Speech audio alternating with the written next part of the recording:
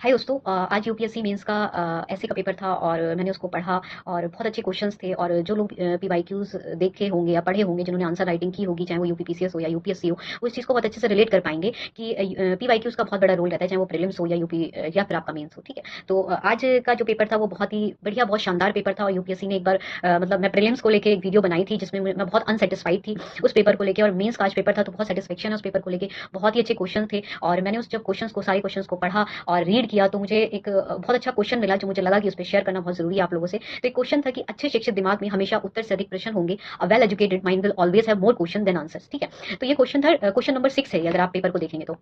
तो इस क्वेश्चन को अगर हम देखें तो हाल फिलहाल में हमारे जो इंडिया में जो कि इस टाइम पे जो एक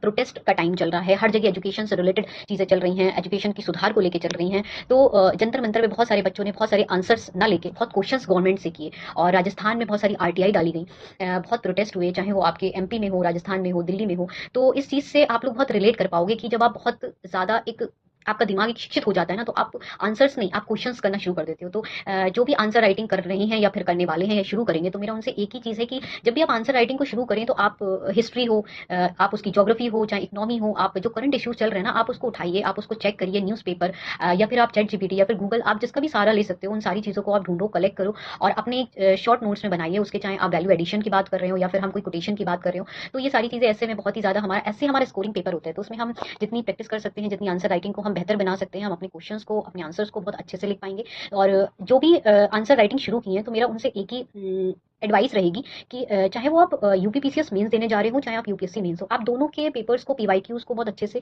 करिए, क्योंकि उनसे बहुत सारे हमारे जो एक हमारा एक समझने का जो नजरिया होता है ना, वो बहुत ज्यादा क्लियर हो जाता है कि अच्छा क्योंकि समटाइम ऐसा होता है कि यूपीएससी मींस ये मतलब जो ऐसे के जो हमारी लैंग्वेज होती है वो हमारी समझ से बहुत परे होती है। वो हम तभी कर पाएंगे जब हम बहुत क्वेश्चंस को एनालाइज करेंगे। और एनालिसिस एक ऐसी चीज है, जब आप बहुत ज्यादा प्रैक्टिस कर लेते हो तो आपकी जो एक समझने का तरीका है वो बहुत अच्छे से बन जाता है। तो आज के पेपर को लेकर मैं बहुत सेटिस्फाइड हूँ, बहुत अच्छे क्वेश्चंस थे। और जो लोग भी आंसर राइटिंग कर रहे हैं वो इस चीज को एक अपने पीवाईक्यूज को उठाइए, और यूपीपीसीएस भी हो और आपके जो